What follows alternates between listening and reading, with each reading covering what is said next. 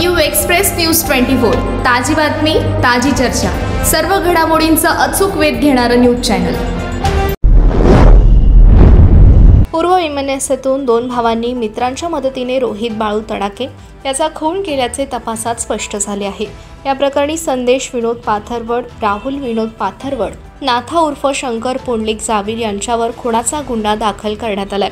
तिघांना अटक केली असून न्यायालयाने 2 एप्रिलपर्यंत पोलीस कोठडी सुनावली आहे। तिघांनी बुलेट वाहन खरेदीच्या आर्थिक व्यवहारातून तडाके याचा खून केल्याची माहिती पोलीस निरीक्षक प्रवीण खानापुरे यांनी दिली आहे। पोलिसांनी दिलेल्या माहितीनुसार संशयित राहुल पाथरवड याने मृत रोहित तडाके याच्या नावावर बुलेट वाहन खरेदी केले होते। त्यानुसार राहुल एका बँकेत वाहन खरेदीचे हप्ते भरत होता। मात्र 2 ते 3 महिने झाल्यानंतर राहुल याने गाडीचे हप्ते बँकेत भरले नाहीत। त्यामुळे बँकेच्या अधिकाऱ्यांनी कर्जाच्या हप्त्यासाठी रोहित याच्याकडे तगादा लावला। रोहित याने राहुल याला वारंवार पैसे भरण्याची विनवणी केली होती। त्यातून 6 महिन्यांपूर्वी दोघांमध्ये वादाची ठिणगी पडली। काही दिवसांपूर्वी दोघांमध्ये मोठा वादही झाला होता।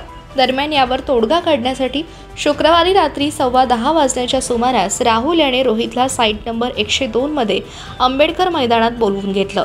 यावेळी मात्र त्यावर तोडगा काढण्याऐवजी रोहितवर राहुलसह त्याचा मित्र व भावाने हल्ला केला। रोहितला मारहाणी करत संदेश पाथरवड खिशातील एक चाकू बाहेर काढत थेट दंडात फोकसला। तसेच दुसऱ्या चाकूने गळ्यावर सपासप वार केले।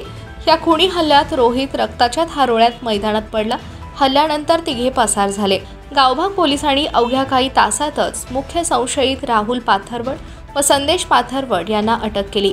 या तिघांना अटक केली असून न्यायालयाने 2 एप्रिलपर्यंत त्यांना पोलीस कोठडी सुनावली आहे।